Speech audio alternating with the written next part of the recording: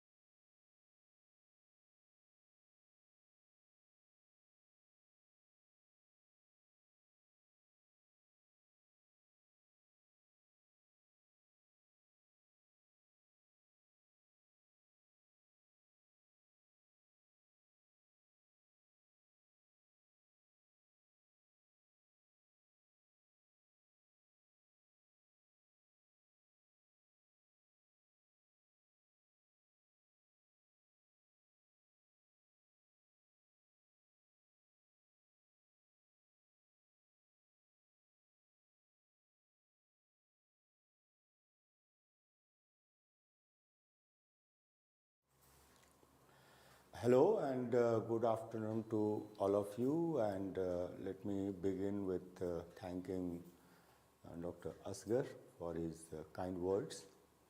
And I understand that this PDP on NEP 2020 is essentially meant for college and university teachers. So I will be talking ultimately to a larger group of colleagues. As Dr. Asgar told you, I am a teacher here in School of Sciences. My discipline is physics. And as you all know, since last 2 years, after the announcement of National Education Policy 2020, this document is a topic of very vigorous discussion across all HEIs, be it university departments or colleges. And UGC has been at the forefront of bringing out further documents with a view to implement the policy which has been articulated very nicely in this brief document, that is NEP 2020. I hope that as part of this PDP program, you had enough time to go through this document. It's a brief document of around 60 to 63 pages, and if you confine your interest to higher education, then it's ultimately reduces to 23 pages. But it's a very potent document because it has completely reimagined the higher education landscape in our country, and I'll briefly come to those you can say that groundbreaking ideas which has been propagated through this brief document. And in the series of different documents which UGC has come out to facilitate HEIs for effective implementation of policy guidelines incorporated in NEP 2020. The latest one is the guidelines in the form of curriculum and credit framework for undergraduate programs. Now, just to give you a background, that this document essentially is an elaboration on how to implement the idea of 4-year undergraduate program, how to integrate it to the ultimately master's program of the country, and it's a general framework, and institutions have been given enough liberty to adopt this framework without compromising the overall intent, what it tries to address and achieve through this framework. So today I will focus on some of the salient features in the limited context of undergraduate programs which is presently being offered across the country, and what kind of modifications is expected in the light of this guideline which has come as a document which is there on the screen of yours. It is available on UGC website, and I will suggest that you should find time to go through it. It is again a very brief document. It is only 32 pages, and it will be a good reading for you to further effectively participate in the discussion and debate which is going to happen in your institution, be it a college or a university department. Now, just to give you a background, that NEP 2020 document essentially focuses, and it says that there are certain limitations in our higher education, and the focus is to reimagine our undergraduate programs.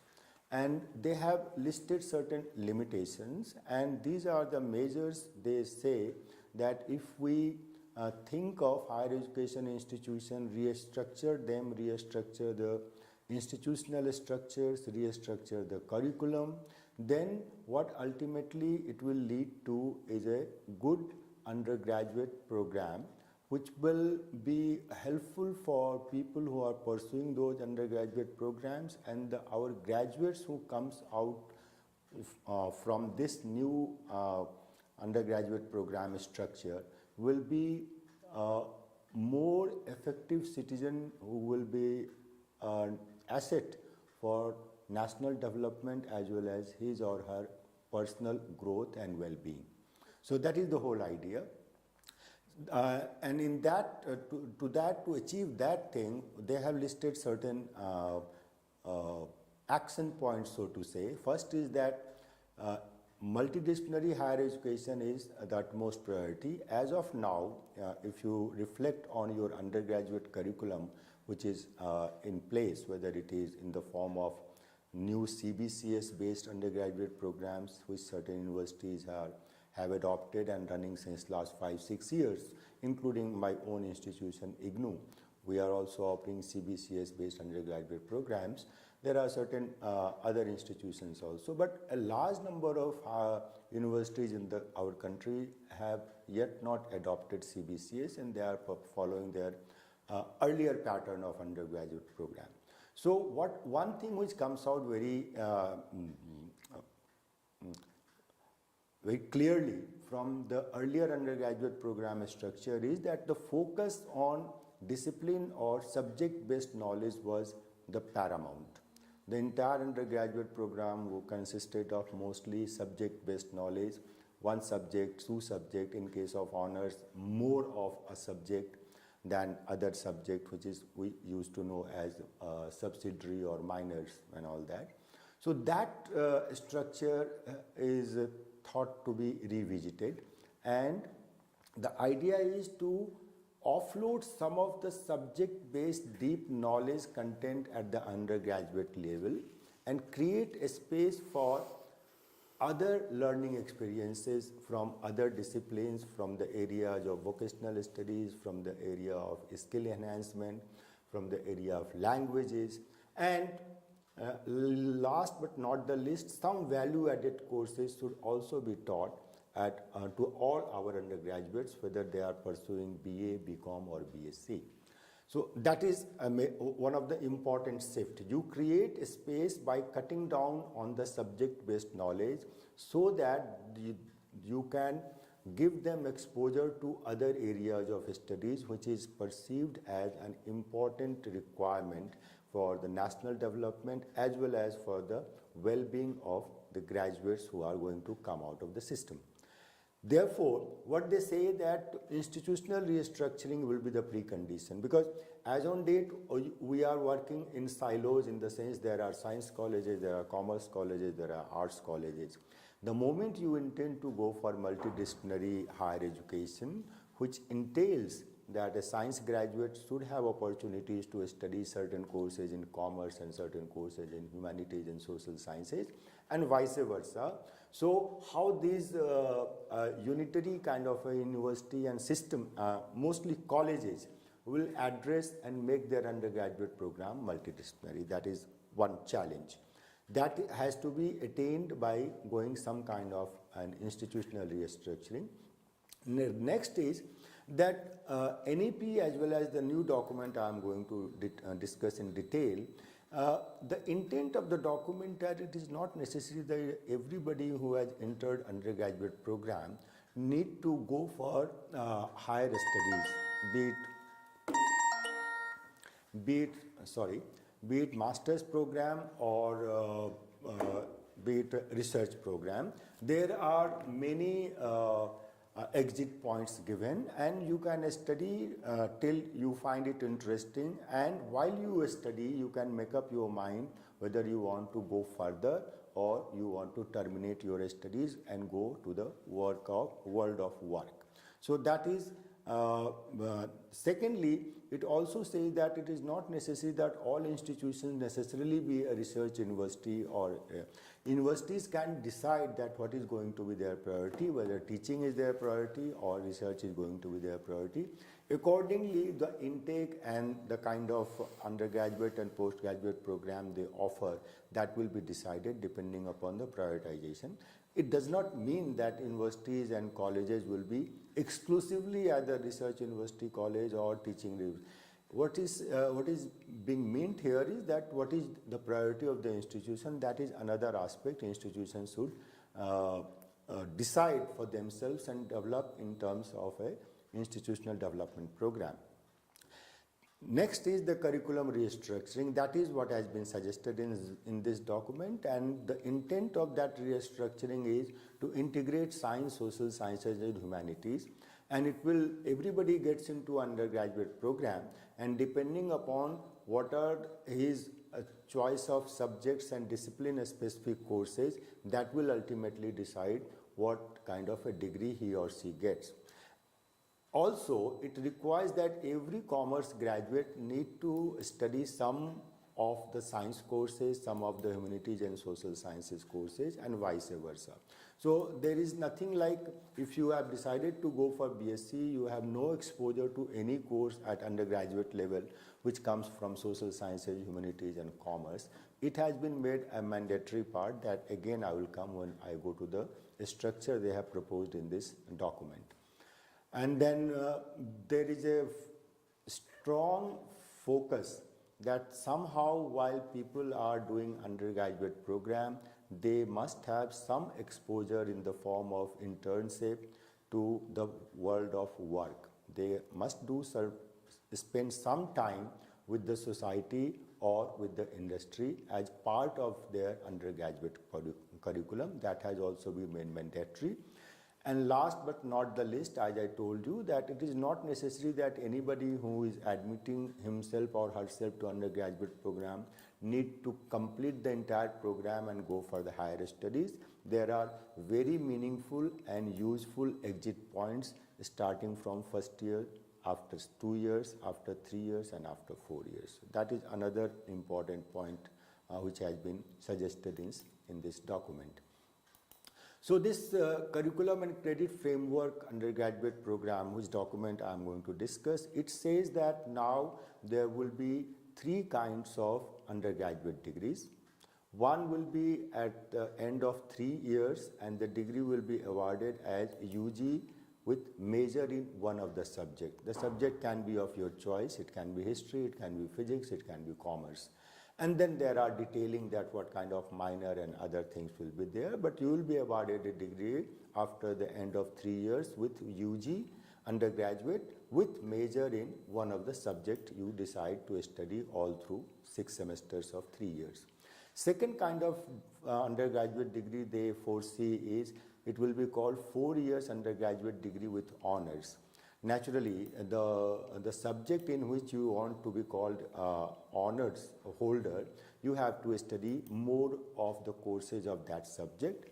And third category is again the time frame is same 4 years, but you have an option. The students will be having an option at the last semester, that is the 8th semester in 4th year, that they can pursue 12 credits worth of research in a project while they are doing undergraduate program in lieu of the 3 courses which is mandatory for people who are not going for research and doing coursework based honors program.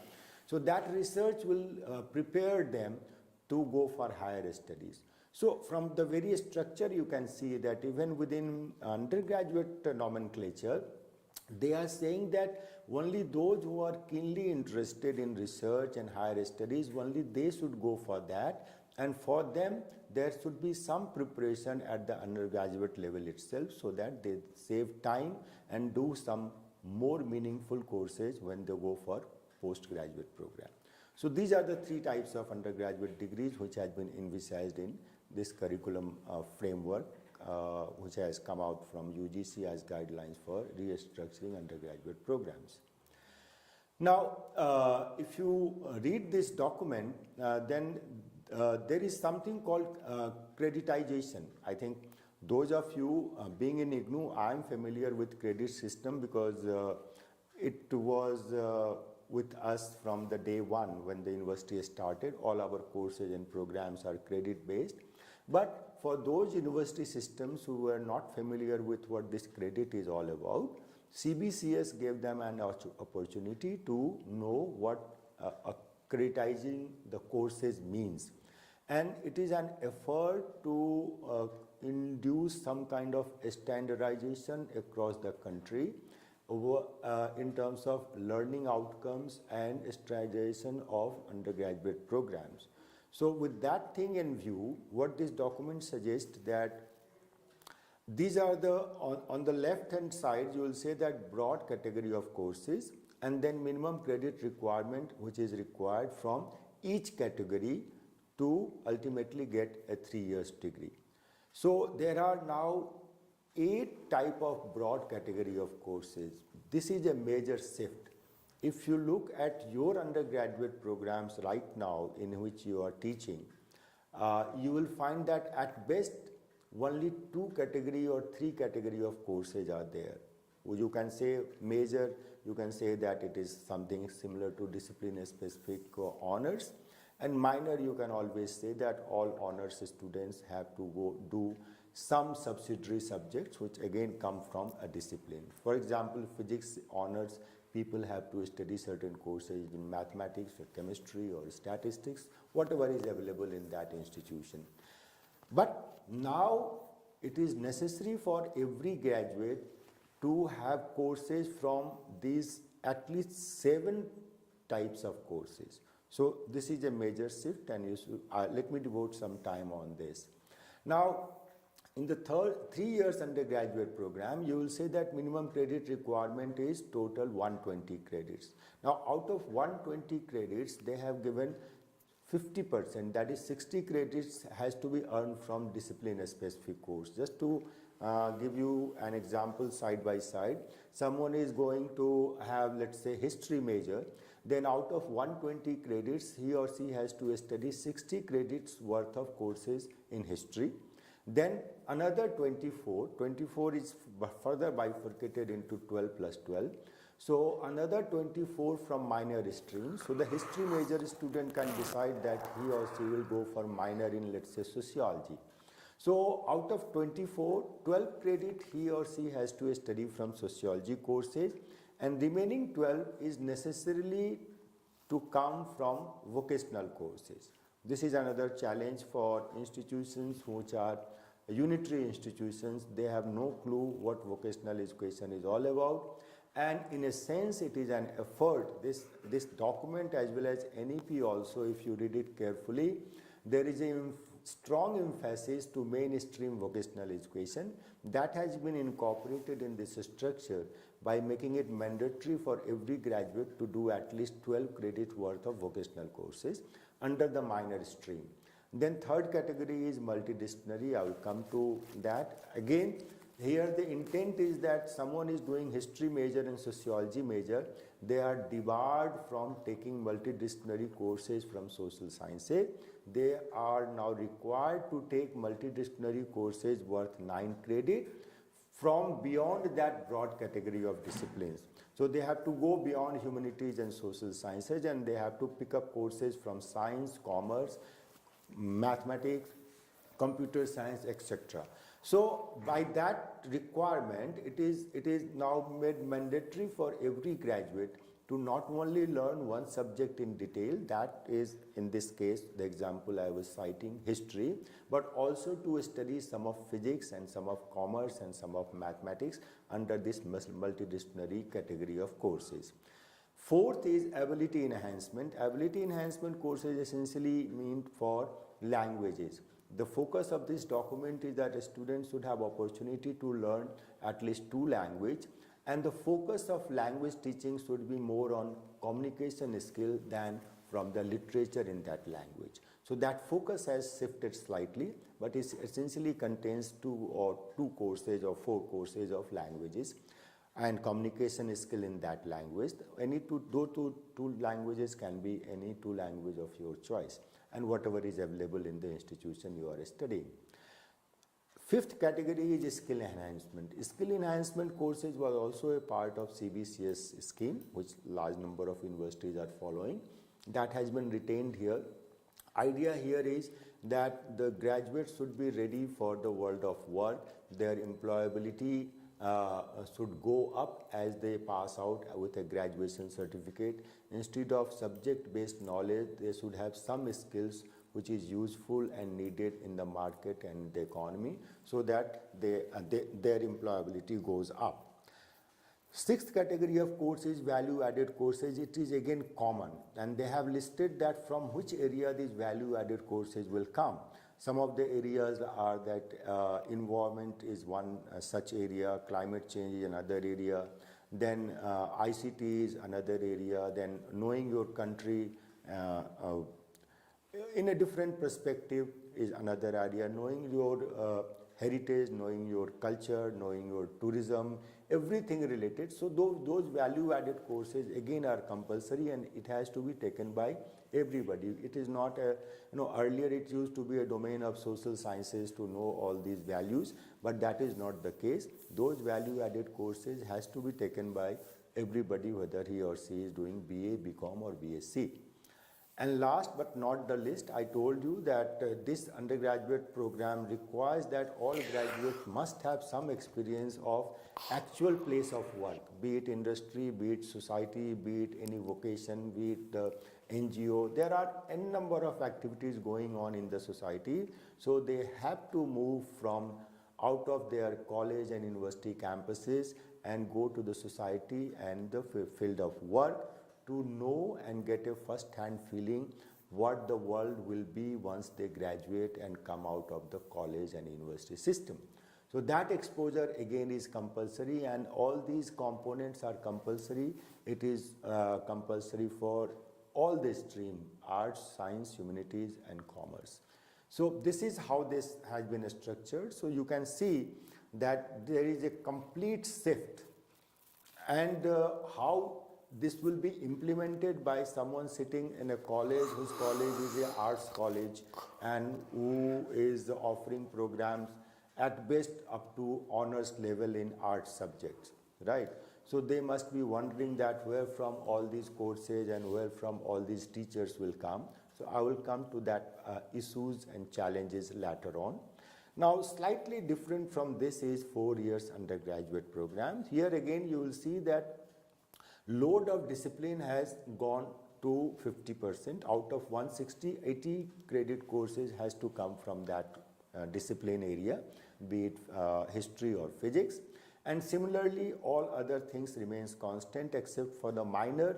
Again, the load has gone up by 8 credits. So discipline load has gone up by 4 credit. 4 goes into the baskets of vocational education. Even 4 years honors, mind you, this is important. Even 4 years honors, which we will think that honors is a very subject intensive course, even they have to do 16 credits worth of vocational courses, which is reflected in the second minor stream, apart from doing 16 credits in any other minor discipline he or she chooses. And rest all components are even compulsory for those who are aspiring to become 4-year undergraduate with honors. Not only that, even those who want to become 4-year undergraduate honors with research, for them also all these vocational, multidisciplinary, ability enhancement, skill enhancement and value added courses and internship, these are the constant fixture of all graduates, whether they, by deciding to go for research in the 4th year, they have made up their mind that they may pursue higher studies and go for the research career or teaching career, whatever. But even they have not been spared, and they also are expected to know all these subjects, study courses from all these broad category of courses before they become graduate after 4 years. So the total credit requirement for getting 4-year undergraduate degree is 160 credit, and this is the breakup. So this is an important document which you should reflect on and see that how your institution is going to revisit your undergraduate structure and incorporate these types of courses in your undergraduate program. Now, for those of you who are not familiar with this idea of credit, and those of you who are not familiar with CBCS, the university system was first time exposed with this credit idea by CBCS structure. So those universities and colleges who have followed CBCS, they may be familiar, but those of you who are not familiar with CBCS, for them it is a new idea. Just to give you a simple thumb up rule that what credit means.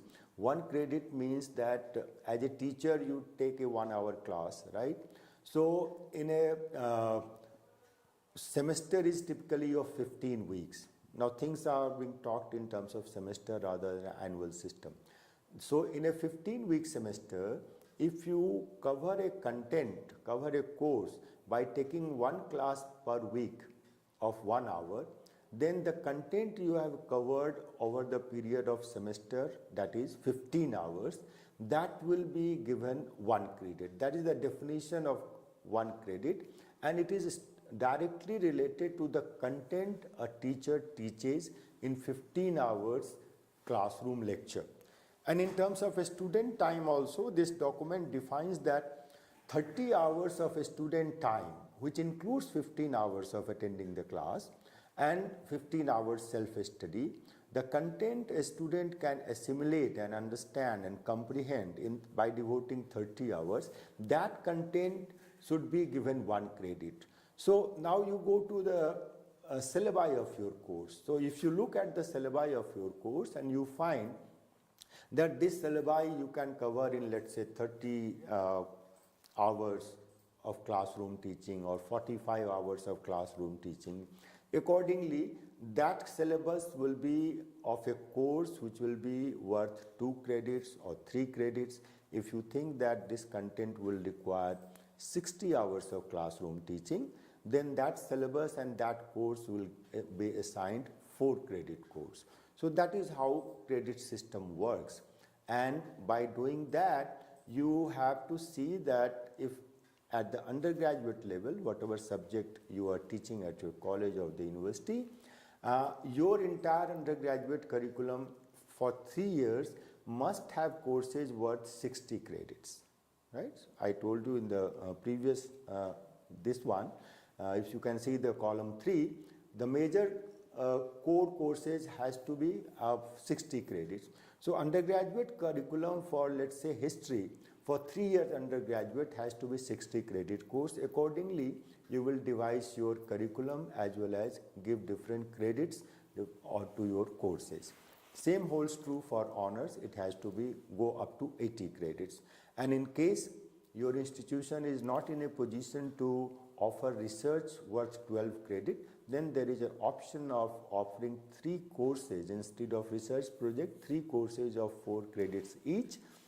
So in that case, for undergraduate or 4-year honors degree, a discipline must have courses worth 92 credits, 80 plus 12 credits of research project, that is 92 credits. That is the entire thing. So whatever you are teaching at under honors level right now, you have to see that it is worth 92 credits, and some of the things in the 4th year, I will touch upon that also. They have said in this document that some of them can come from the 1st year of postgraduate programs also to make up for this 92 credits.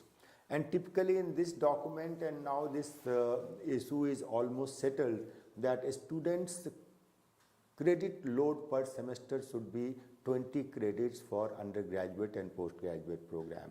So arithmetic now works out very nicely. You can see 20 credits per semester. So for 3 years undergraduate program, you have 6 semesters, 3 years, and that is 6 semesters, and 20 credit per semester works out to 120 credits. So this is how undergraduate programs have been structured in terms of credit load per semester, and accordingly in some of the documents are saying that this will stay 20 credit per semester will stay at the postgraduate level also. So the postgraduate degree of 2 years will be of 80 credits in total. Now let me devote some time here, and this is the meat of the entire document, that this gives you a detailed semester-wise and broad course category-wise distribution of credits. Now this is table 3 of the document I am discussing right now. I am discussing curriculum and credit framework for undergraduate program, which UGC has come out recently as a guidelines for university and college systems to revisit their undergraduate programs. Now here this table will give you an idea that what is expected from us, that is we teachers are supposed to reflect on this table, go back to the drawing board, sit with our courses, their syllabi, and see how everything fits in nicely. What additional things are to be added, what is duplicated, therefore to be dropped, and things like that. First, on the first column, this is semester-wise breakup. Then you see that discipline-specific courses 100 level. Now something about leveling of the courses. And in some of the institutions, including IITs, suppose a course in physics is labeled PH105, right? So the intent of leveling is that by looking at the course code, I can make certain inferences. First inference is that it is 100, the level of the code, PH is, let's say, subject code, PH stands for physics, and 102 is between 100 and 199. So it is a 100 level course. Similarly, there are courses up to 400 levels. In this table, you can see when you go to the 7th and 8th semester, it is written that 400 level courses. In this document, they have defined broadly 4 levels. First is a level of courses which can be assigned numbers from 100 to 199. Those are the courses which are introductory courses in that discipline, be it history or mathematics or biology or geology. Next level is intermediate level, and they have said that intermediate level courses should be given level between 200 and 299. So those courses will find place in 3rd and 4th semester. If you go by the discipline specific core courses, I am now focusing. 300 level courses, they have said that those are higher level courses in that discipline. Any discipline, the course you think that it is higher level course, then you give its level between 300 to 399. And if you think that this course is advanced level course of your discipline, then the level should be given between 400 to 499. This is how things are structured. So as a graduate progresses from 1st semester to 8th semester, the course level and in terms of difficulty, introductory course is easier than intermediate, intermediate is easier than higher, higher is easier than advanced. So as you progress along the semester, you come across the other relatively difficult and involved courses from that discipline, and this is how these courses are to be leveled. So this is one thing. Second is minor course. It has also to come from different discipline. You have to offer 100 level course as a minor course also, and it should be available as a major course. Then if I focus now on the discipline aspect, then these 2 columns are complete and your job as a teacher of a discipline ends here. You have to have these many courses. Of course, you have to see that how many, let's say in semester 4, you have to have 200 level courses, not only one. 200 courses has to be so many so that the credit requirement of 20 credits, total 20 credits for that semester is met. So if you focus on the 4th semester, then you see that there is one course here, ability enhancement course of 2 credits. Then 200 and above level course, that is minor, is a 4 credit course. So out of 24 plus 2, 6 credit courses goes towards minor and ability enhancement in the 4th semester.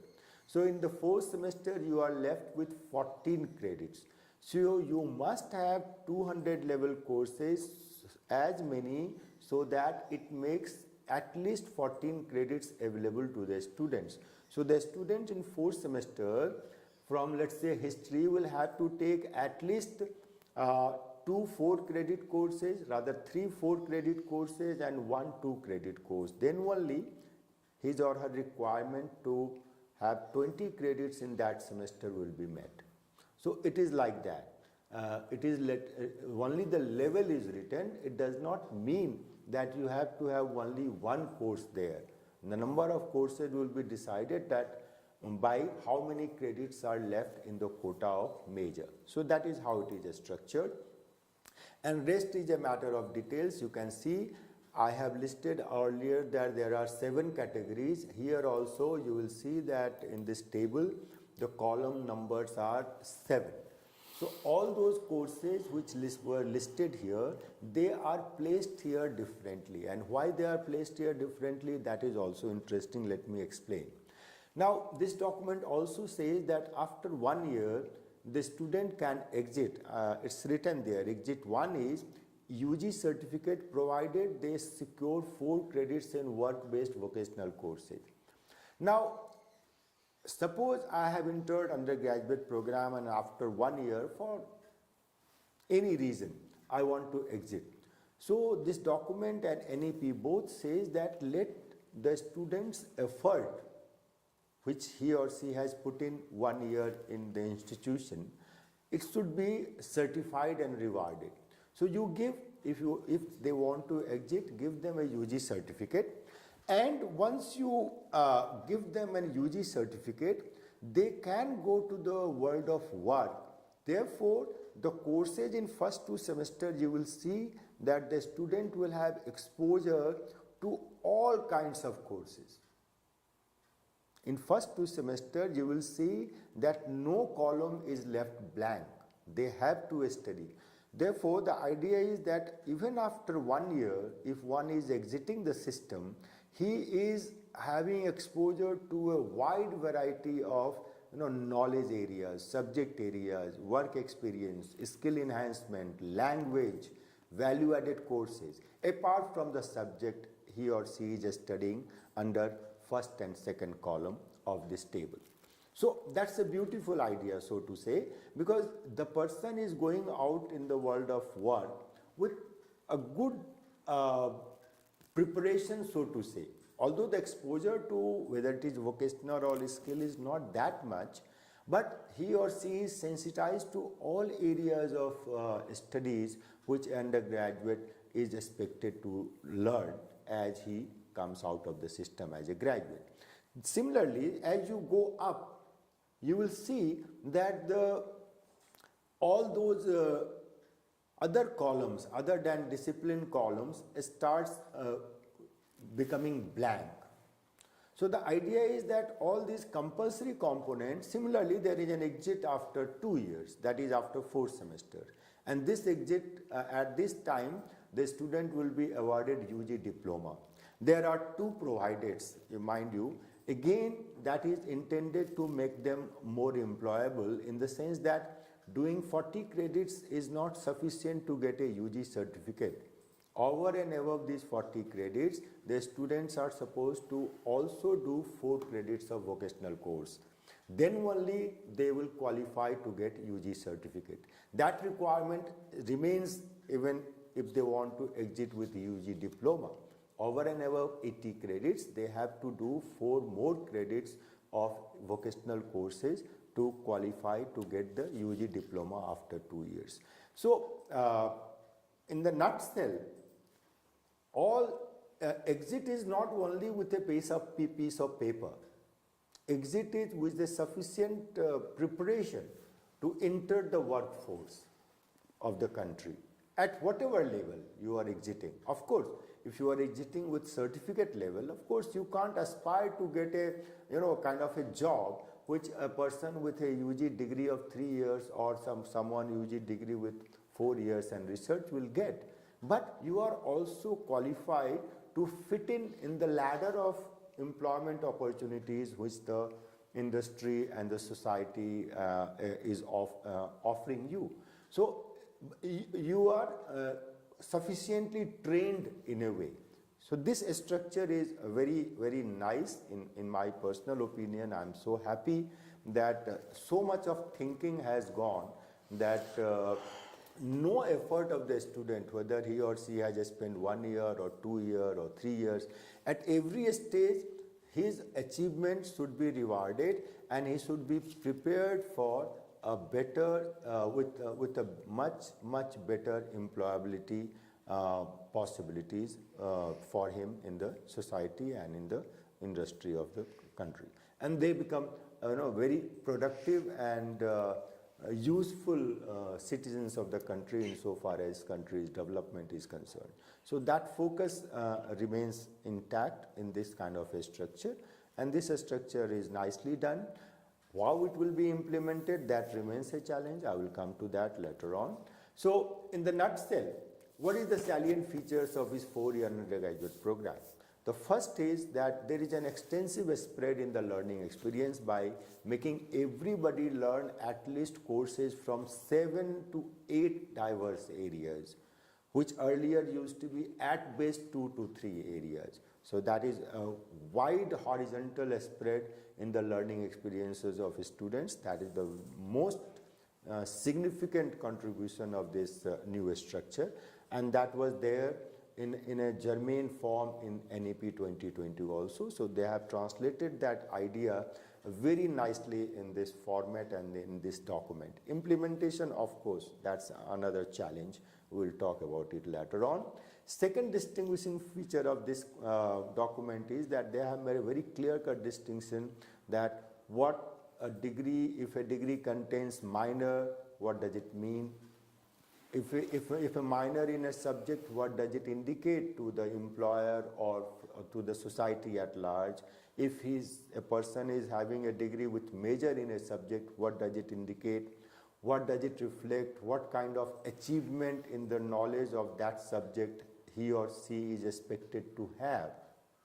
And if someone is saying that I'm honors in, let's say, sociology, then what kind of knowledge and learning experiences is expected from those students who call themselves honors? So those things have been very clear-cut, defined in a very clear-cut manner in this document. Third, as I said earlier also, now vocational education is not something out of your campus.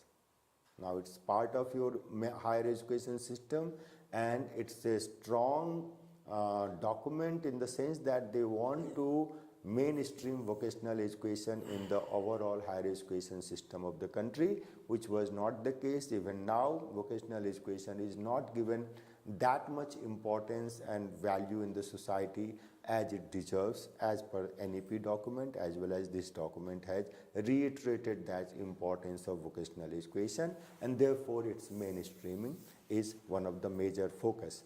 Fourth is there are very meaningful exit options. I just discussed that how even after exiting after 1 year, 2 semesters or 4 semesters, a person is well equipped to go to the world of work as a competent employable person. And fifth is that linking of higher education with society and place of work. That has been incorporated by making summer internship and vocational education and value-added courses compulsory for all graduates, so that the students are made to go beyond the boundaries of their educational institutions and interact with the society while they are studying and graduating in whatever discipline of their choice. Now, again, you see the salient features of the structure. First 3 semesters, you have exposure to large number of disciplines. If you recall this table, you can see that up to 3 semesters, all column courses are having some course, some credit course you have to do. But by the time you are done with 3rd semester, your focus on any subject area becomes more and more focused. So up to 3rd semester, it's kind of a wide horizon of subject and learning experiences, and subsequently in the 4th, 5th and 6th semester, you go on more and more credits in major and minor discipline. And of course 7th and 8th is a very advanced level course, and it is expected that only those of the students who are keen and who are academic achievements are very good up to the mark, up to 6th semester, only they should pursue, or in some way or the other institutions can also put certain benchmark that if your academic achievements are not up to this benchmark, then there is no point you pursue the 4th year, which is going to be a very advanced level disciplinary and interdisciplinary courses and even research project also.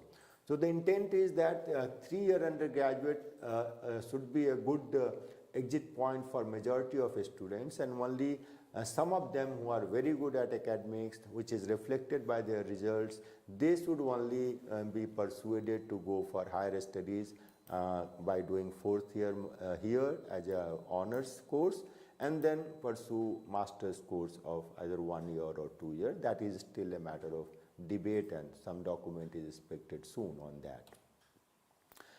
So what is the implementation challenges? Now for teachers, let me start being a teacher, let me say that what is the takeaway if this curriculum framework is to be implemented, what is the job I have to do? As I told you that we have to sit with our syllabi of undergraduate honors and after some time, very soon likely with the PG courses also, and you give label to your courses, whether they are intermediate introductory courses, give level 100 to 199.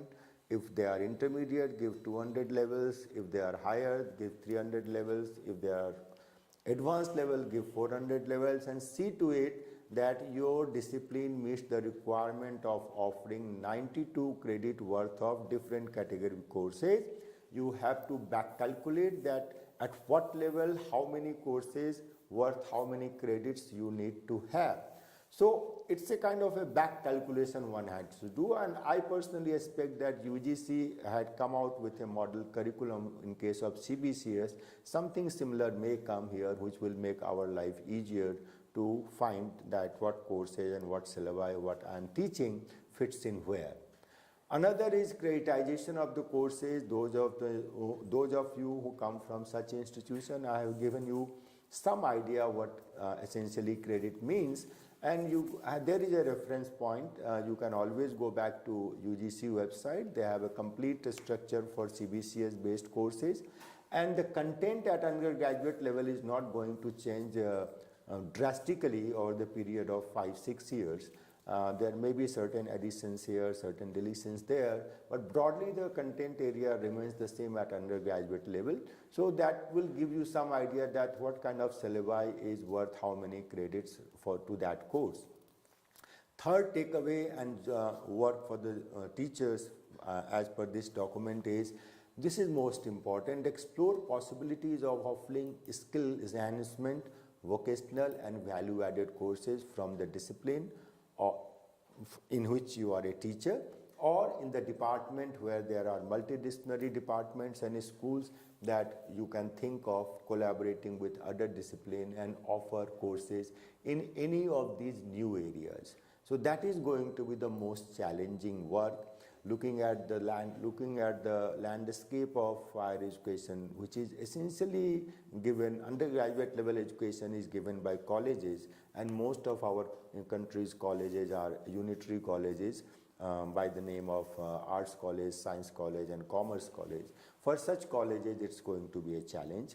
And UGC as well as Government of India has come out options how these things can be done, but that's a different debate. We can talk it out sometime else, where online and SWAYAM courses has been suggested that these can be taken by students in unitary colleges to meet the credit requirement for undergraduate programs. What is the implementation expectations of this document from the institutions? Institutions like unitary institutions, they will have to identify departments, schools and centers within the institution for developing skill, vocational and value-added courses, if that is possible in that institution. Another expectation from the institutions is that create a nodal point for providing internship opportunities to UGA students. See, ultimately it's going to be the responsibility of the institution to facilitate their undergraduate students to get an exposure of internship in whatever locality the institution is located. That institution should not shy away and tell their students that go and find your internship opportunities wherever you can. That will not be fair. An institution should take some responsibility of facilitating students to get that kind of an exposure. And third responsibility of the institutions is that enter into collaboration. All said and done, for unitary universities as well as colleges, it is not possible to offer courses in all those 7-8 categories which I listed some time ago. So the only opportunity, only possibility is to have collaboration, and in that context, this NEP document has talked about higher education clusters. So the idea of that cluster is, which is the most feasible scenario in our country, we see that in our district towns at least we must have at least one arts college, one science college and one commerce college. So by higher education cluster, what is meant is that all these three institutions will be available for all the students in these three institutions, which will enable science college students to pick up courses from arts and commerce and vice versa. So that kind of a cluster idea is there. Please go through the NEP document. There are certain solutions also which has been suggested there how to meet this multidisciplinary higher education possible. Last but not the least, regulators are also expected to have NEP oriented schemes like ABC, credit transfer and things like that. They have to come out with a detailed structure. They also should simultaneously come out with the structure of postgraduate programs, because in this document they say that the advanced level courses of level 400, they can be used in the first year PG, and similarly they say that first year PG courses can be used for the honors. So unless the regulator, in this case UGC, comes out that what kind of PG they envisage in view of 3 and 4 year undergraduate programs, it will be little difficult for institutions to work out in a holistic manner their undergraduate and postgraduate programs. And third but not the least, the regulators should facilitate a regulatory environment where collaboration among HEIs and more importantly collaboration between HEIs, traditional discipline based higher education institution, with skill training institutions of Government of India and state government, vocational institutions, by providing incentives to all kind of institutions, whether the incentive is financial or by way of giving some weightage to such collaborations while accreditation is done. So the two moot points of all this document is that my personal view is that any policy is only as good as it is implemented, and implementation of this curriculum framework requires that all major stakeholders, students, teachers, institutions and regulators, they all move beyond their respective comfort zones. So unless we all decide to go beyond our comfort zone and do something new to make it a meaningful exercise, it will not be an easy job to faithfully implement NEP 2020 and this document, curriculum and credit framework for 4-year undergraduate program. I think with that I have taken almost the entire time. I don't know where is the interaction time. Sorry. Thank you.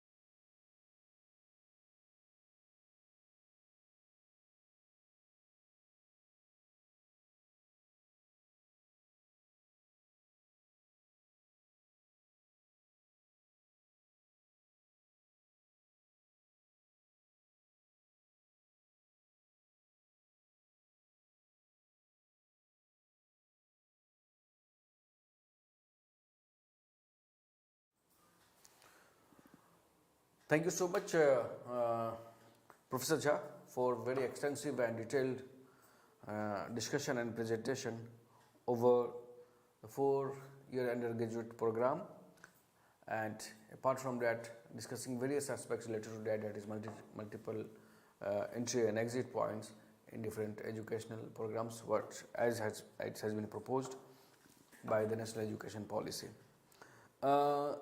As we have having practice that we take few questions after the presentation of our research person. So we have been getting a lot of questions, but we are running out of time. We have, so I will take only one question.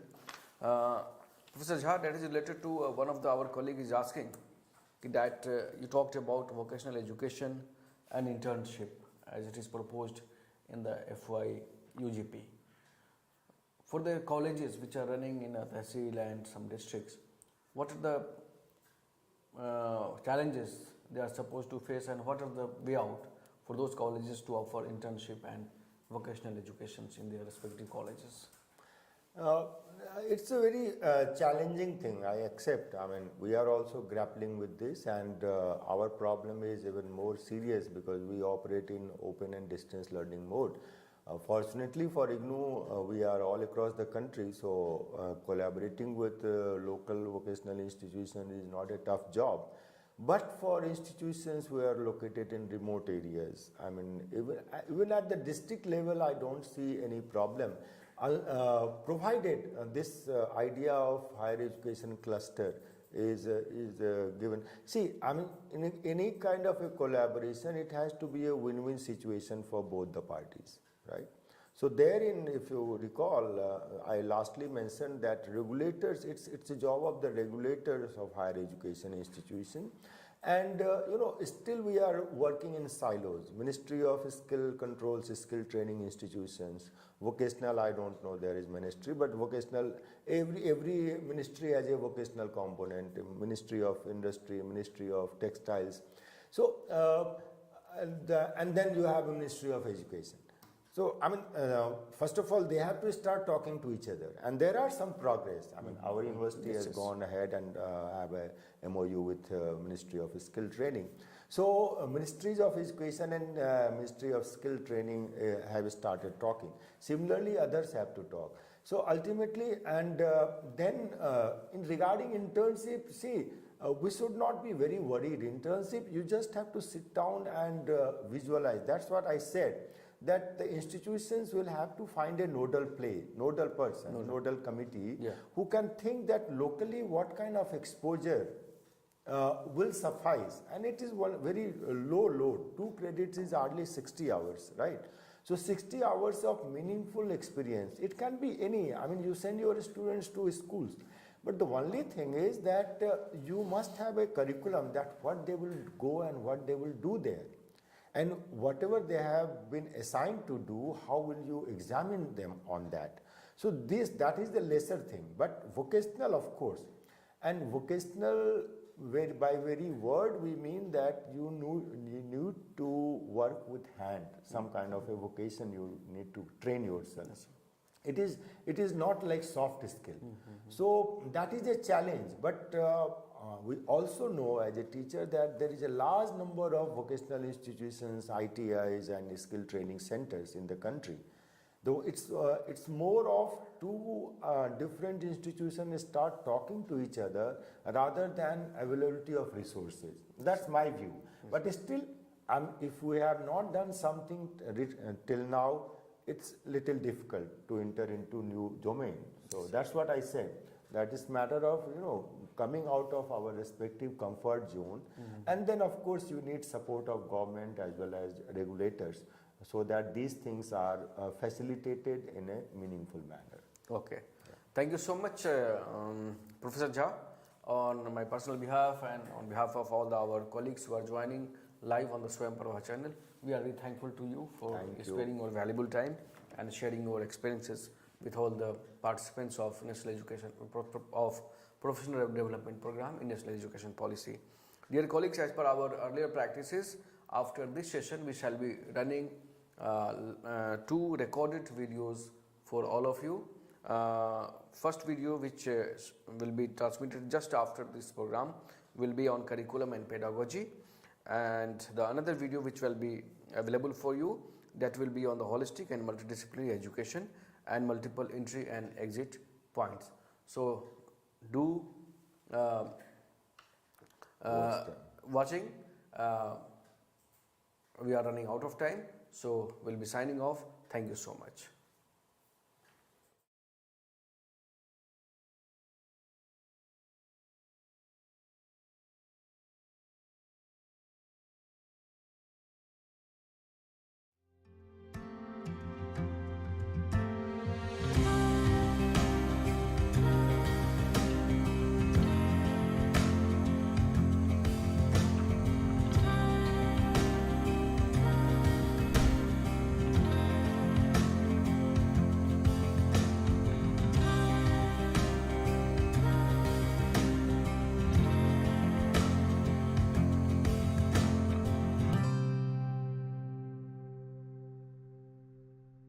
Friends, welcome to this video presentation on NEP 2020 and curriculum and pedagogy.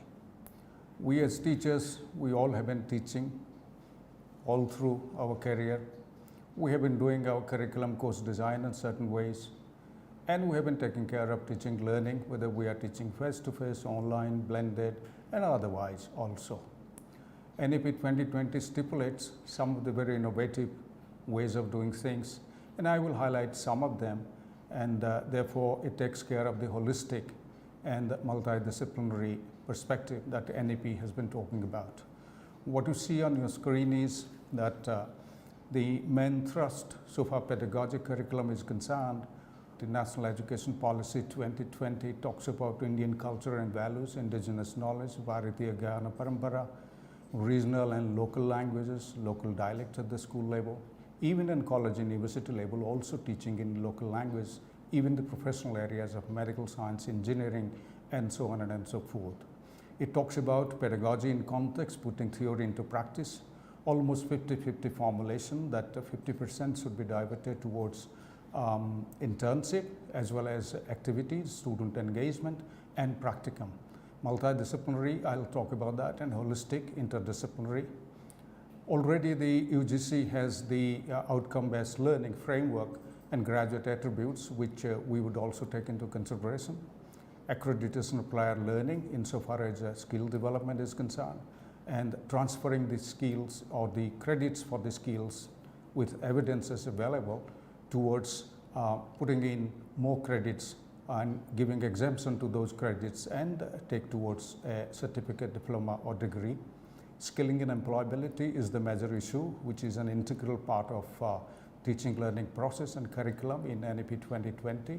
In fact, two have been very important in NEP 2020, that a liberal arts foundation course would be compulsory across the board, including professional education, which will develop social and life skills, happiness skills, and vocational education and training or skilling and employability would become compulsory part of the curriculum across the board. Technology-enabled learning is the issue that NEP is talking about, to tell into the mainstream of teaching and learning, rather than keeping it as supplementary or complementary. It should be integrated into our teaching learning process. Whether you are teaching face-to-face, distance, online, or blended, these 5 areas that I have listed, they would be extremely useful to consider in designing the curriculum and courses, as also designing teaching learning strategies, including assessment strategies. How do you transmit knowledge? How do you provide information? How to ensure interaction and negotiation of meaning, individual creation of meaning, and development of values, and so on and so forth. Collaboration for sharing values and mutual respect, and development of positive attitude towards life and society and teaching learning contexts. How to put our own understanding into a reflective practice that reflects on own action and reflects on in action, while doing and after doing, which is a very powerful strategy to develop higher order learning, and how to ensure in our assessment strategies that assimilation has really taken place. There can be 3 kinds of curriculum design. We have been more dominated by subject-centered design largely, but there are institutions, professional institutions and otherwise, they have gone beyond that, beyond the subject-centered, subject matter and discipline-based teaching and learning, to more learner-centered, individual learner, learning style-oriented, and problem-centered teaching and learning. This problem-centered and project-based learning, including portfolios, have been brought forward to the mainstream of teaching learning insofar as NEP's recommendations are concerned. What you see is 3 kinds of delivery strategy that we can combine and allocate our credit hours, that some of the credit hours we can divert towards self-learning with guided mentoring, some for face-to-face learning, and face-to-face learning should be more towards hands-on experiences, practicum, interaction, engagement, internship, and online collaborative learning could be collaborative projects, which can be project-based learning or problem-based learning or even case-based learning. These 3 need to be judiciously combined, whether one is teaching face-to-face, distance, online, or even blended. And this should be called as blended teaching and learning. Now, a holistic curriculum that the NEP is proposing, that it is proposing a flexible curricular structures that you see on your screen, which will integrate the STEAM, science, technology, engineering, art and mathematics, industry, academia linkages insofar as skill development courses are concerned, multiple entry and exit, and the 4-year undergraduate program, which is under deliberation under higher education, National Higher Education Qualifications Framework, talk about multiple entry and exit after 1 year, certificate, 40 credits, 2 years diploma, 3 years an undergraduate and 4 years an undergraduate with honors, and it can lead to a 2 years master's or 1 year master, and then the PhD program. Community engagement and service to form compulsory part of the curriculum exercise. Research and internship, almost 40 credits equivalent in the undergraduate 4-year program is 40 credits equivalent to research and internship. Environment and value-based education, Indian language, culture and art, skilling and employability, and multidisciplinary and holistic education, meaning thereby that the students would be allowed to take courses from other disciplines of their choice, depending on their requirement, their needs and their choice, and those credits will be counted towards one's own degree, and multidisciplinarity will be encouraged because of development of values, attitude, happiness skills, and so also skill-based courses, which one can expand one's own employability by taking courses from other disciplines. The 4-year undergraduate program that you see on the screen, 160 credit, which is under discussion, which nicely combines varieties of disciplinary, interdisciplinary core courses, disciplinary and interdisciplinary electives, skill enhancements, ability enhancement courses, value addition courses, field-based internship, apprenticeship, community engagement, research, and advanced diploma courses from within, of course, one's own discipline, all put together 160 credits, though the University of Delhi has gone beyond towards 176 credits in 4-year undergraduate program, but these broad areas are part of the undergraduate curriculums, so also they could form part of the certificate, diploma, degree programs because of the multiple entry and exit options available. And the student will be acquiring credit hours based on these courses, which one will be depositing in the academic bank of credits, and gradually that if the discipline core meets that certain level of credits, one will be getting degree in that discipline, and the university or the college which is providing that maximum credit applicable for a discipline would be offering the degree, but the student would have the choice to take up courses, and therefore in the future more skill-based courses will be coming in to the platter, to the basket, and the curriculum basket, course baskets, and students will be taking up those courses from other disciplines, especially which are skill-based, which will be expanding their employability market. Therefore, a curriculum design which we have been following largely, and I know many professional institutions, IITs, IIMs, they have been following a very diversified, flexible, but structured curriculum design that we conduct a needs analysis, and based on many other factors, including human resource development requirements, national and regional needs, global developments, discipline knowledge structure, which is the discipline core, research and development findings, indigenous knowledge base, Bharatiya Gyan Parampara, faculty expertise, the learner's profile, and so on and so forth, curriculum best practices. All these lead towards a concept mapping of the program or the courses, and which we call as a curriculum blueprint. And the curriculum blueprint is translated into learning outcomes, and learning outcomes are associated with the learning activities, including apprenticeship, that the students will be undertaking to meet those learning outcomes, and we have to develop assessment rubrics that the NEP is talking about, very diversified, expanded assessment rubric strategies that should meet the learning outcomes vis-a-vis those activities. In between, we provide resources, we undertake teaching and learning, bring in media and technology. So therefore, the discipline, the skill areas that the NEP is talking about broadly I have listed as discipline skills, employability skills, social and life and happiness skills, self-regulated and metacognitive learning skills, technology skills or digital literacy, and learning to learn skills.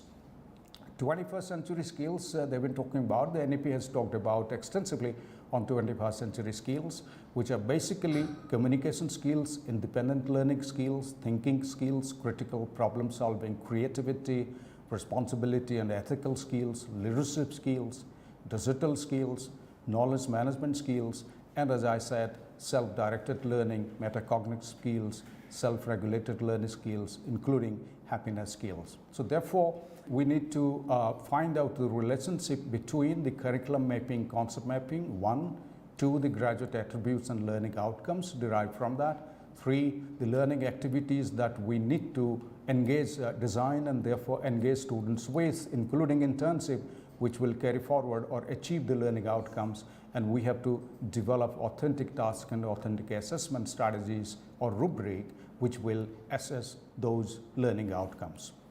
So therefore, we need to integrate between learning outcomes, activities and assessment. Learning outcome 1, activities assessment. Learning outcome 2, activities assessment. This is possible across any discipline, whether one is teaching language, literature, whether one is teaching professional education or social sciences or management or education, or even community development programs. So we need to take here is an example matrix in front of you.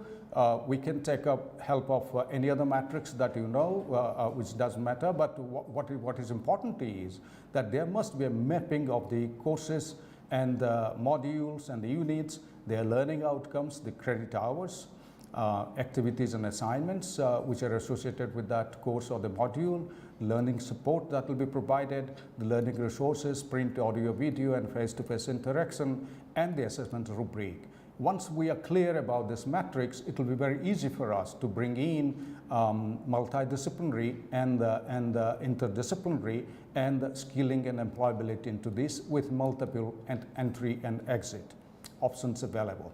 The resources that we could consider, there are many resources available in this country. There are also MOOCs available elsewhere that one can take up also MOOCs to study, but those should be recognized by the statutory bodies of one's own institution. For instance, the MOOC courses resources that are available is the best and the largest is the SOEM platform with a 4-quadrant approach, as you must be familiar with. And the Class Central, which is a nodal agency, international agency, lists that almost 10 million students have been registered in SOEM, though the highest has been Coursera with 45 million in 2021, and more than 154 universities have accepted credit transfer for courses offered through SOEM. And now it must have increased in 2022 because this is 2021 data. NPTEL, National Program for Technology-Enabled Learning, which is a consortium of 7 Indian Institute of Technology, which in fact NPTEL is a part of the SOEM program, that the video-based programs, courses are being offered through SOEM platform. And the instructional videos in engineering and related subject areas are available, and many have been using this. And so you can also use these vis-a-vis your students for ourselves to study as teachers and for students also to recommend. It will be nice that if these courses or these modules are integrated into your course structure and curriculum structure. The UGC has already allowed up to 40% credit hours, which one can take from SOEM and other courses, and get credit transfer to one's own certificate, diploma or degree, especially degree programs, and 60% one can provide through classroom teaching or online or distance learning, which will be leading to a degree. And AICTE has developed more than 3,000 virtual internships, which are free of cost, which one can also tap into. There's a MOOC kit, which is created by IIT Kanpur in 2012, ARC4 Cloud certification, and this is in collaboration with IIT Ropar, which is available in 6 languages. There's an IIT BEX created by IIT Mumbai or Bombay in 2014 by integrating Drupal 8 and OpenEdX. And this has got 4 kinds of MOOCs available, which you can use: Edu MOOCs, Skill MOOCs, Tech MOOCs, and Live MOOCs. IIT Bangalore has created in 2014, which is called IIMBX. It offers MOOCs courses in various areas of management sciences. AG MOOCs, which is an agriculture MOOCs, which was created in 2015 by IIT Kanpur, Commonwealth of Learning, IIM Kolkata, and the University of Agriculture Sciences, Raichur. And the MOOCs platform is offering agricultural education to students, and with joint certification by IIT Kanpur and the Commonwealth of Learning.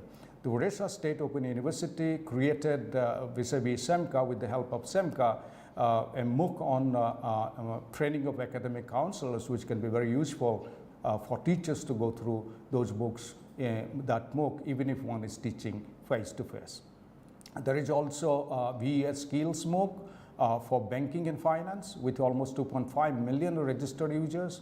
There is e-Vidya Bharati portal, which is providing online resources especially for cross-border education delivery or internationalization education. InflibNet and EPG Pathshala of UGC, there have been plenty of resources which are curriculum-based and which are relating to subject or discipline-based, which can also be tapped. But recently, the UGC Ministry of Information Technology, Electronic Information Technology, developed a Common Service Center program, which was inaugurated in July 29, just a few days back. And these are online resources for rural areas. Almost 23,000 PG courses and 137 SWAM courses and other courses which are non-engineering courses are listed over there. Almost 5 lakh common service centers in 2.5 lakh village panchayats and others have been established. The student can register, pay a little fee. It was told some 20 rupees or so. The student can register per day to use that and earn credits vis-a-vis completion of these courses and transfer these course credit completion to their academic bank of credits, which will be counted towards certification, towards a certificate, diploma, or degree, and therefore credit transfer is very much possible. So friends, I would sum it one thing to you, that skill development and employability has been a major priority across disciplines vis-a-vis the NEP 2020 to enhance the ability of the graduates for self-employment or even employment in the public and private sector, including NGOs and international organizations. I would submit to you the consideration of micro-credential courses, which are small bits of skill-based courses which students can take up to compensate or to enhance their employability skills. These are small courses focusing on skill sets mapped into qualifications framework, and the qualifications framework are mapped alongside the National Higher Education Qualifications Framework, which is compatible with National Skills Qualifications Framework. The focus is on training for world of work and developing additional professional skills which will be useful for the graduates. They will enhance the employability skills which are benchmarked against the industry frameworks, because now it is coming up that the skill-based curriculum should be developed in collaboration with industry and in conformity with the National Skills Qualifications Framework, and the students will be able to show evidence-based assessment, and therefore award is possible, and micro-credential course credits could also be transferred to one's own certificate, diploma or degree. So far pedagogy is concerned, I have listed quite a few which you could consider and integrate depending on your discipline and the subject area and the level of the students and the context that they are, because context and language and culture are very important to one's own teaching and learning. And therefore, Bharatiya Gyan Parampara and Indian indigenous knowledge based on our culture and tradition and our indigenous knowledge should be brought into insofar as curriculum and course contents are concerned, and insofar as pedagogic strategies are also concerned, which could be context and culture specific, preferably in mother language or one's own regional language at least. They could also be in English or any other language. Project-based learning, I'm emphasizing this project-based learning because these facilitate in developing skills for very minute project tasks in their implementation, and that students in the process learn certain skills which they would minutely do based on, say, research evidences. These are policy research, this could be any kind of projects that they will be doing.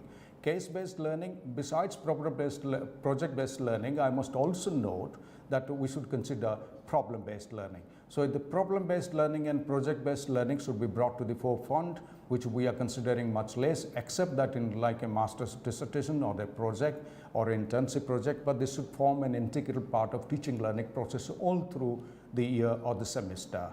Case-based learning, working on a case or a problem with guided inquiry, with mentoring support provided by the teacher, and collaborative learning and teamwork and experience sharing, which the students can undertake. They would learn higher order skills based on these.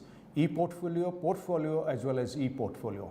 This is a very important, most probably for me, the best strategy that we can bring in, that the students can create their own portfolio, which they would showcase as an evidence of the application of their relevant skills that they have learned. They reflect on their experience and situations, integrate into academic learning with lived experiences, which today is detached, that our academic teaching is diverse from the actual context of living a society or community. They must be integrated, and they could do a digital compilation of work experiences or achievements. To continue pedagogies, we should also consider competency-based learning, which is possible in any discipline. This is simply mastering a set of skills in one course before moving to the next. That is the application of knowledge in practical situations, and those competencies could be based on the learning outcomes. Conversational learning or learning through dialogue, which is very much possible online. I have brought in, say for instance, an online model or any proprietary LMS platform discussion forum interaction where collaboration, reflection, experimentation, active engagement by sharing application in local context is very much possible, because the students will bring in their experiences from their local context, which other students will get enriched. So combining theory and skills, and combining theory and skills on the one hand, and the lived experiences of the students bringing the experiences from their own context. This will be very enriching insofar as collaborative learning, cooperative learning is concerned. Finally, I have listed self-regulated learning and metacognitive learning, which we must consider very seriously, that the students would be taking charge of their own learning, facilitated by the teacher. That the students would, teacher's responsibility would be to develop the skills and competencies of the students, that they will take charge of their learning. They will set goals, they will manage their time, they will decide what help is needed, they will search resources, choose learning strategies, their own learning strategies suitable to them, reflect on them, evaluate their learning outcomes. Meaning thereby that the students will take full control of their learning, they will monitor their own progress, and they will focus on learning outcomes. All the process is facilitated and mentored by the teacher. What you see on your screen is a representation, collation of the learning outcomes, starting from knowledge, understanding till creativity level, and finally the constructivist learning, that the students' engagement with the context and learning the way one would like to learn or one is proficient to learn. So depending on one's own ability, that the learning task will be designed and context would be provided to the students, that they will best engage efficiently and effectively in that process of learning. Knowledge could be multiple choice questions, understanding, oral examination, poster presentation, application through case study, analysis, course essays. Essays are very important in teaching and learning besides multiple choice tests. Creativity by project-based learning and problem-based learning, which I have already talked about. And constructivist learning, for me, would be best possible. In fact, the research says it is best possible through developing portfolios, including e-portfolios. So finally, to conclude, friends, that I will spend a few seconds on portfolios, different kinds of portfolios that we can bring forward to our learning, including school level learning as well as college and university learning across the board, social sciences, humanities, commerce and management, and education, other community development courses, so also professional courses of engineering, medicine, pharmacy, and so on, and architecture. Developmental portfolios, which are very much subject specific portfolios. Planning portfolio, which is an entry-level early ability mapping of the students, that the students, you could call them as prior knowledge assessment or something like that. A proficiency portfolio, the graduate attributes and outcomes, learning outcomes, which are joined together in a learning journal or a diary or called a portfolio. Showcase portfolio, the evidence which can collect and collate the best of the works of the students and the graduates. Employability portfolio, that the ability, the readiness and ability of the students to do a particular job or work or a varieties of work contexts. And success potential portfolio, which is required for admission to the next grade.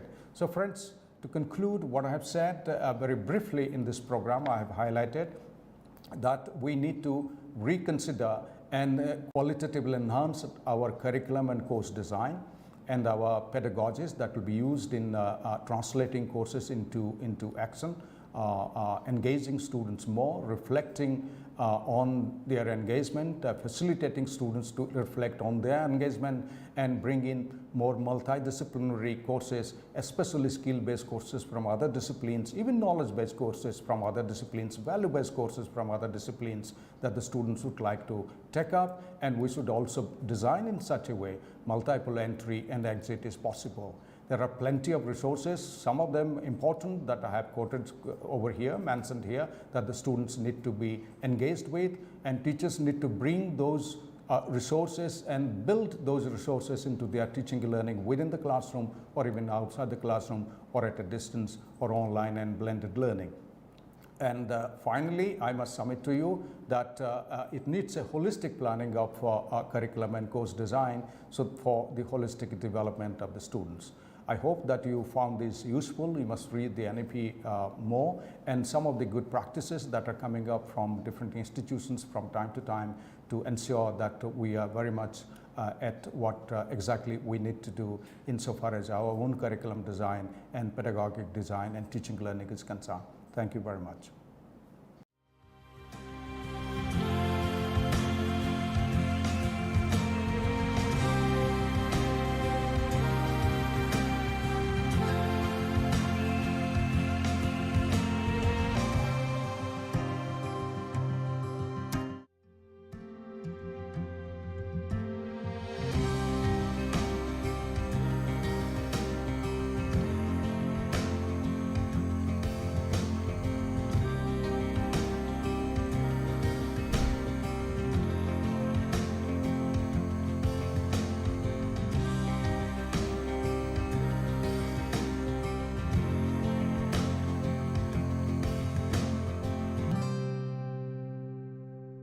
Welcome learners. Today we are going to talk about the perspectives relating to multidisciplinary education and also how it is going to affect our learning space. For me, I am currently working as director of this institute, which you could see from this visual, and this was one of the first inter-university center to look at the fundamental question that what is the building block of matter. So this is one such center which started exploring the possibilities in nuclear sciences, but later on we realized that this can be used for multi-dimensional aspects, and now the name of this center is changed to Inter-University Accelerator Center.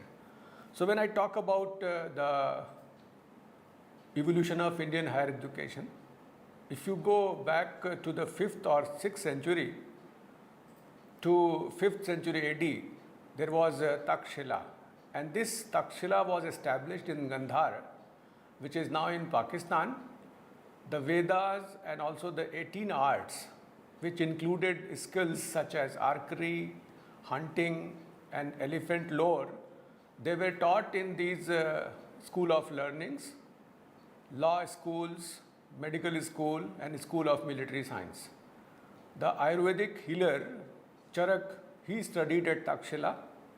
Arthashastra by Chanakya, Kautilya was also composed at Takshila. It is not me, but you can see it from Wikipedia. The University of Nalanda, which was during the 5th century to 12th century in India, it has the greatest achievement of ancient period in the field of education. It was one of the world's first residential universities, and about 10,000 students, 2,000 teachers, they were on the campus, and the faculty-student ratio is unimaginable. It was 1:5. The library was a 9-storied building, and meticulous copies of texts were produced and preserved in this library. Students in those days, they studied science, astronomy, medicine, and logic as diligently as they applied themselves to metaphysics, philosophy, Sankhya, Yoga Shastra, the Vedas, and the scriptures of Buddhism. Likewise, they also studied the foreign policy philosophy, transcending the ethnic and national boundaries, and because of that, that seat of learning attracted pupils and scholars from Korea, Japan, China, Tibet, Indonesia, Persia, Turkey, and other parts of the globe. Nalanda represents the concept of university of the ancient period, and somehow we missed. Very recently, when we started setting up the modern universities, after a large gap of 600 years, when this Nalanda University was destroyed, or you can say after the University of Bologna in Italy in 1088, after 769 years, we started setting up the seat of learnings, the modern universities, Bombay, Calcutta, Madras, and they were all founded in 1857. And then the fourth modern university, University of Allahabad, it was set up in 1887. And I am proud alumnus of this university, which was known as Oxford of the East. These universities, they began as a purely examining bodies, and the territorial jurisdiction extended to large number of territory. And later on, Indian Universities Commission was appointed in 1902, and the Indian Universities Act was passed in 1904. For example, University of Allahabad, it was under central governance, then it became a state university, and again it has been reincorporated at Central University. When we talk about a good university, so good university means teaching takes place, we teach in a good university, but a great university transforms the entire society, the psyche of a student.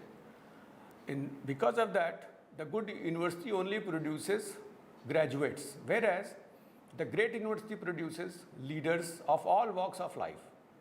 So the quality, culture, and adaptability should be an attempt to answer to the question of competitiveness in higher education, for which we have started working again, and this new education policy 2020 talks about many such things, and I will be talking only about multidisciplinary education, how we can have multiple entry and exit to the different programs. Before that, why this multidisciplinarity is important, I will let you know that this is called a dawn of knowledge era, in which the science and technology has developed in such a manner that we can see the unparalleled economic growth, because of which there is a globalization, there is a competition, innovation, and also simultaneously you can see uncontrolled exploitation of Earth's resources. This 21st century is the century of knowledge, and the process of transition is not stopped, it's still going on. So whatever we did in 20th century, it was because we had a unprecedented gain in advancing human development, industrial growth, and eradication of poverty in certain regions of the world, and we can attribute all these developments, all these progresses because of technological breakthrough. But I will let you know why this role of science and technology need to be recalibrated at this juncture when we are ushering to the new era. The reason being, the foremost reason is that the progress in science has been, for the most part, insular, monolithic, and unitary. Why it is unitary? Why it is monolithic?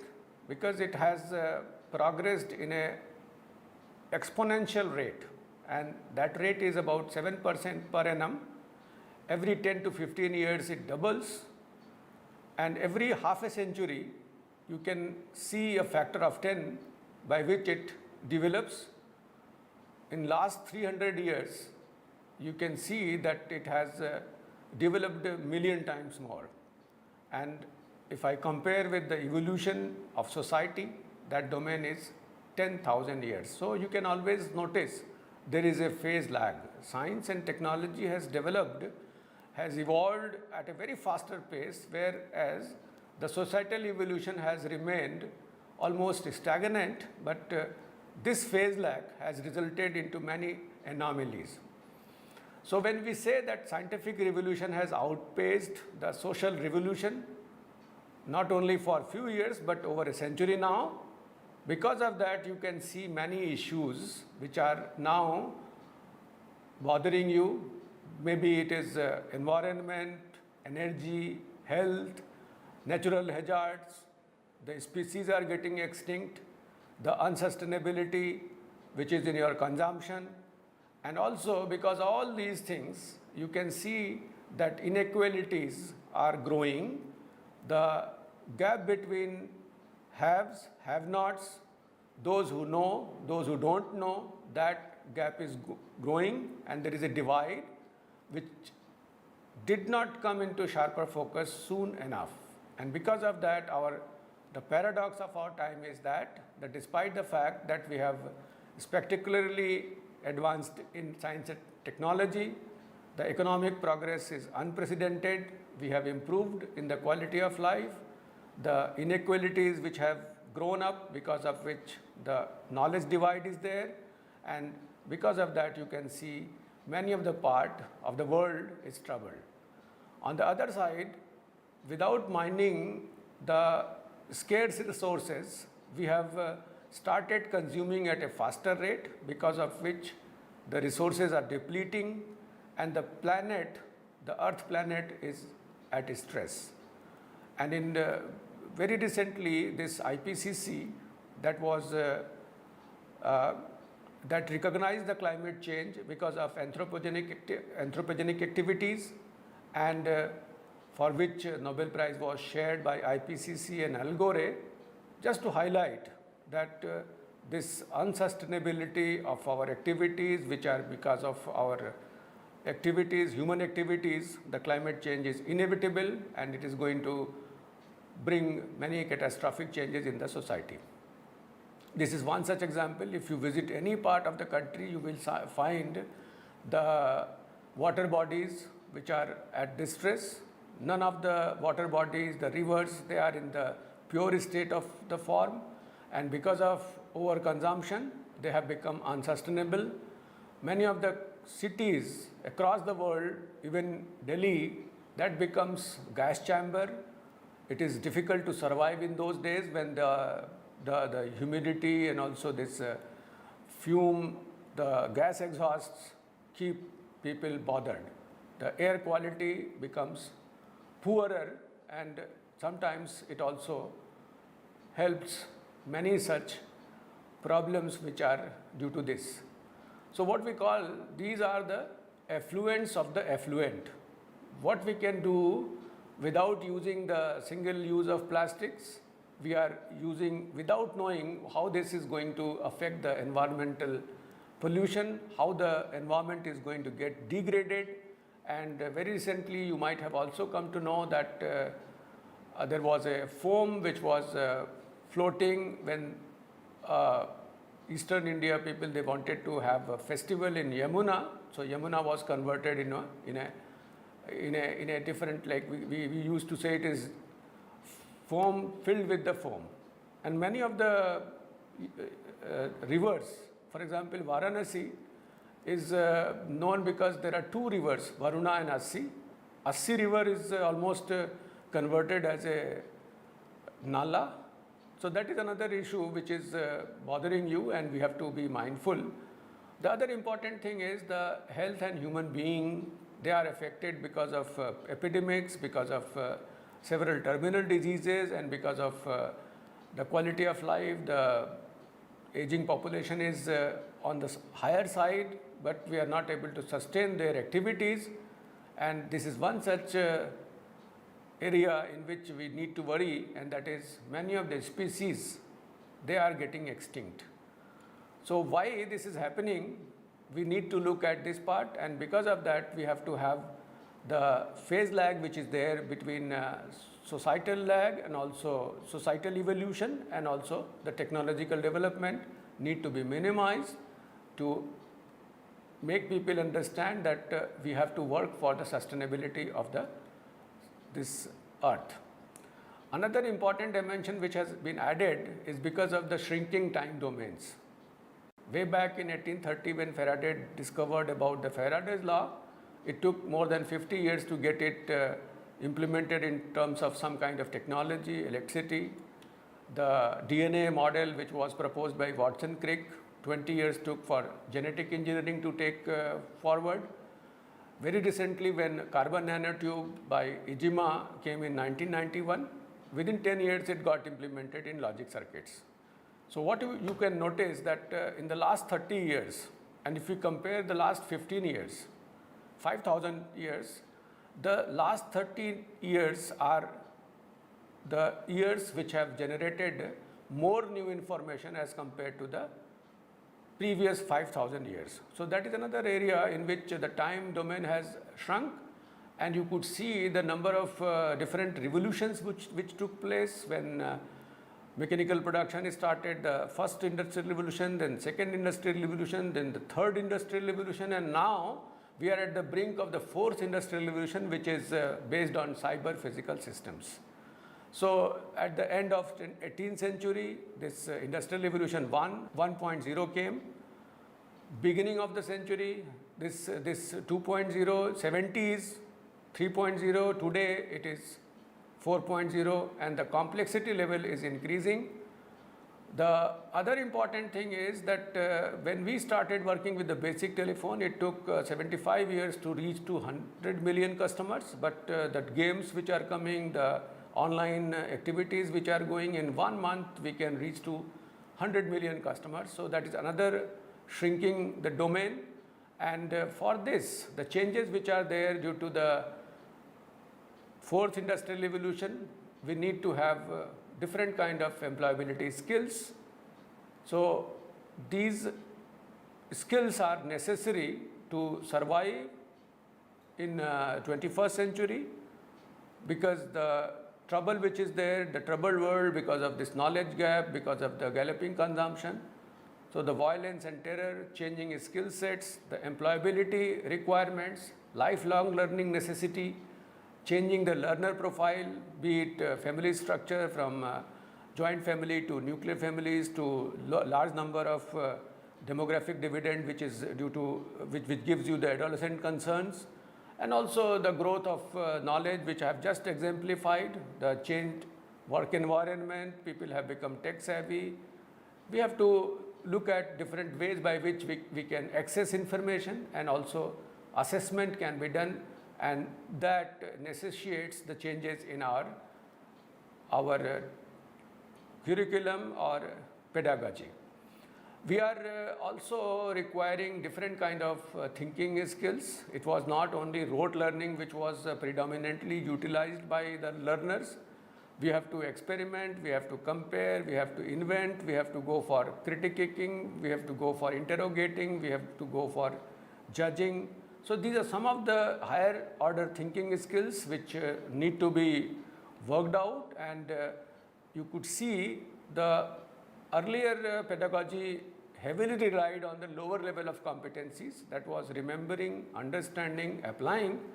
So they were the lowest level of competencies. But in coming days, when we talk about the new higher thinking skills, we need to know about how we can analyze, how we can evaluate, how we can create. Creativity should be there, and because of that, we need to change in the assessment forms.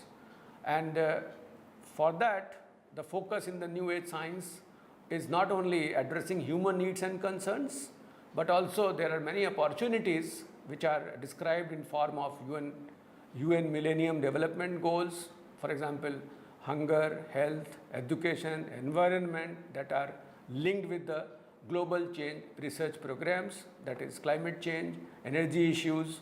So the education system should be geared up to take the challenges so that this Millennium Development Goals can be attained. If you talk about human rights is composed of 5 such rights: civil rights, political rights, economic rights, social rights, cultural rights. The upper half, civil rights and political rights, are guaranteed to some extent, but the 3 other rights, which are the lower side, which in this viewgram, economic rights, social rights and cultural rights, they are neglected half of the human rights, and to work with the human rights fully, we need to recognize these rights, and for that we have to deal with the sphere of human beings working, they are producing, they are servicing, how we are going to improve their standard of living, the quality of life not for one person but all the persons, and also how we can deal with the cultural rights in terms of cultural sphere of life, including ethnic culture, subcultures, arts and science. So these neglected half of human rights, they are again depicted in unfinished MDGs, the Millennium Development Goals, which can be classified as social, economic and environmental. You can have this no poverty, these are the 17 millennium goals, zero hunger, good health and well-being, quality education, gender equality, clean water and sanitation. If it is economic SDGs, then affordable and clean energy, recent work and economic growth, industry, innovation and infrastructure, reduced inequalities, sustainable cities and communities, and sustainable consumption and production. Environment SDGs are also important, very much important. They are climate action, life below water, life on land, whereas 16th and 17th goals are the means of implementation of these SDGs. Now the question arises, what can science do?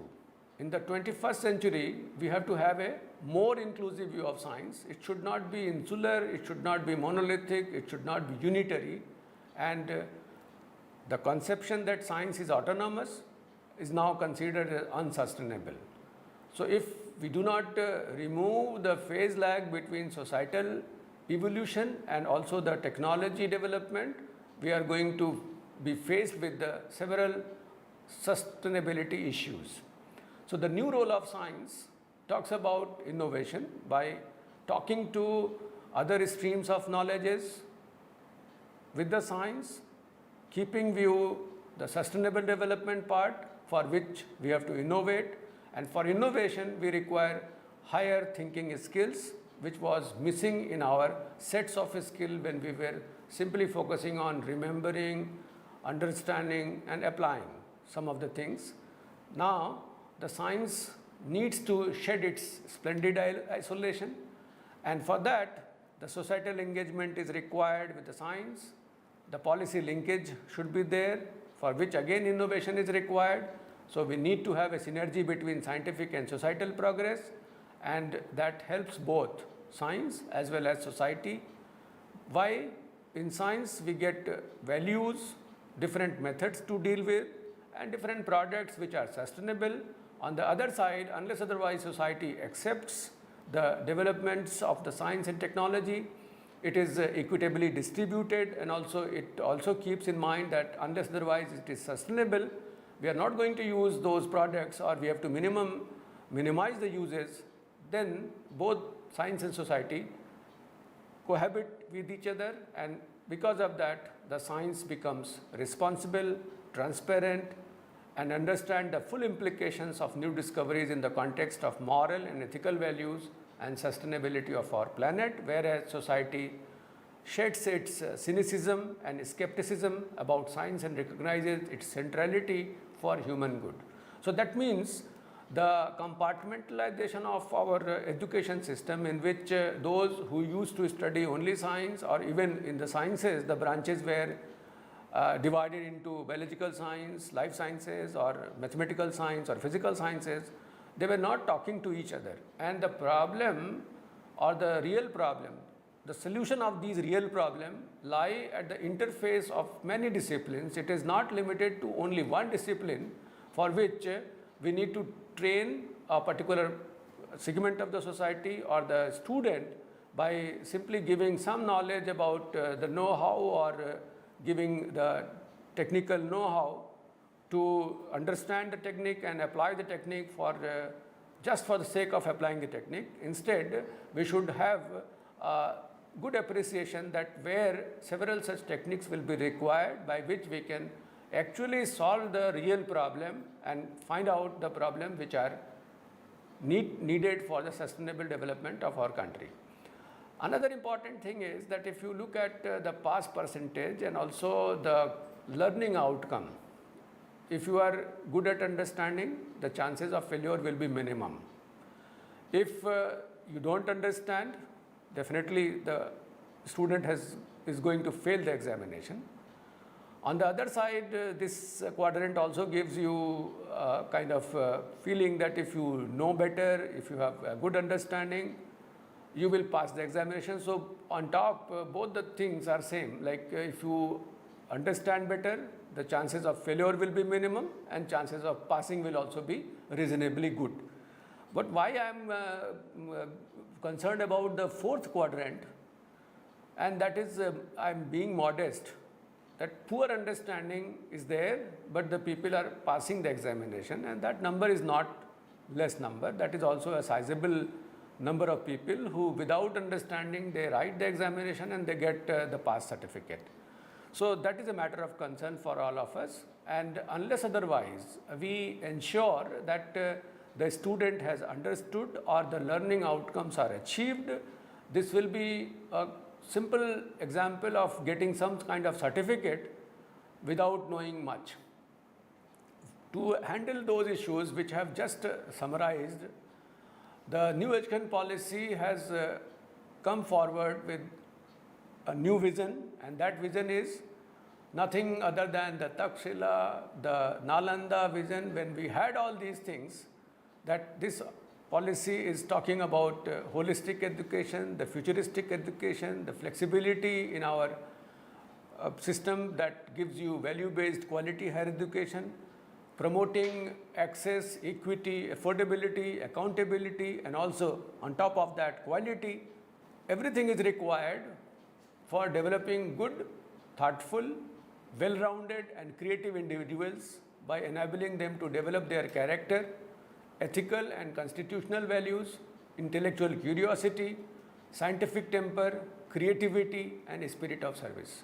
So if these are the attributes which are there, then only we can think that our education system has resulted into a student who is a good human being and can be considered as global citizen.